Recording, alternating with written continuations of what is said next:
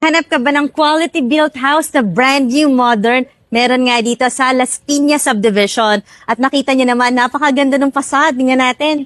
Isa na nga ito sa pinakapulidong bahay na na-visit ko. Meron siyang 2-car garage at ito ang iyong main door. Pasukin natin. Ang ganda ng interior. Alam mo talagang pinag-isipan at maganda yung pagkaka-execute. Magaling din yung architect sa space planning. Open layout yung living, dining, kitchen area mo. Fully air-conditioned house. Maraming mga architectural details ang ceiling. Magandang iyong kitchen. At tingnan nyo, meron ka rin mga lanay dito. Ayan no, may space ka pa.